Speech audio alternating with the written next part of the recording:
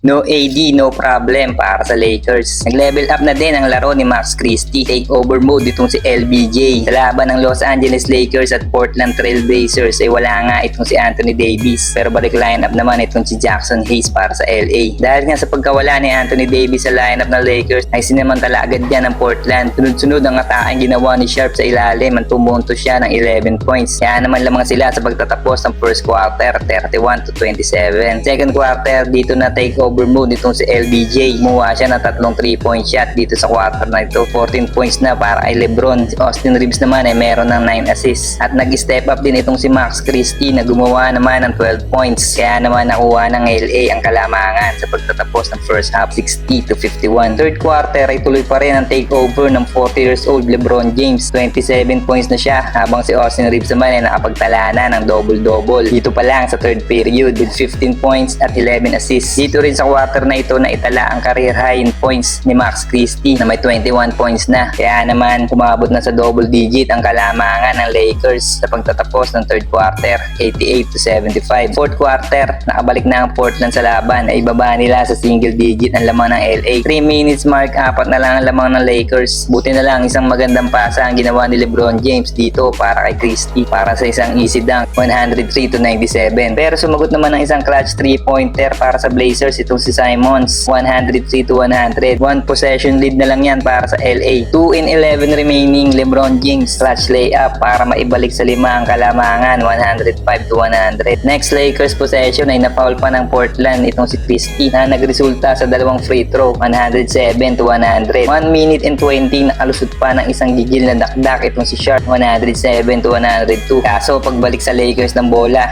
nagpawala naman ng isang dagger 3-point shot itong si LBJ. Kaya sa uli panalo ang Lakers 114-106. Isang halimaw na performance na naman para kay LBJ. Nagtala siya ng 38 points, 8 assists at 3 rebounds. Si Austin Reeves naman ay nagtala ng double-double with 15 points, 11 assists at 8 rebounds. Pero pinag-usapan ang naging performance nitong si Max Christie. Nagtala kasi siya ng career high in scoring with 28 points at may 5 out of 9 shooting sa 3-point territory. Sa Portland naman ay may 23 points si Simons, 19 points si Sharp, 19 points si Abdiha at 18 points naman para kay Camara. Dahil sa panalo niya ng LA ay balik sila sa 6th seed sa Western Conference standing. Sa ibang laro naman ay nagtagumpay din ng Warriors sa laban nila kontra dito sa Sixers sa score na 139-105. Grabing performance din ang ipinakita ni Stephen Curry na nagtala ng 30 points, 10 assists at 6 rebounds. Dito rin ay gumawa siya ng perpektong 8 out of 8 shooting sa 3-point territory. Si Jonathan Kuminga naman ay nag-ambag ng 15 points off the bench at tig 15 points naman ang naitala nila Draymond Green, Andrew Wiggins at Dennis Schroeder. Ang Sixers naman ay pinangunahan ni Joel Embiid na may 28 points at 14 rebounds. Ang Warriors ay nagpakita ng magandang opensa mula sa simula na nagbigay sa kanila ng malaking kalamangan sa unang kalahati ng laro. Kabila ng pagsisikap ng Sixers na makabawi, hindi nila magawang mapigilan ang mainit na shooting ng Warriors, lalo na ni Stephen Curry na may perpektong performance mula sa 3-point line. Maraming salamat sa panonood. Huwag niyo sanang kalimutan mag-follow para sa iba pang basketball updates. Salamat sa suporta.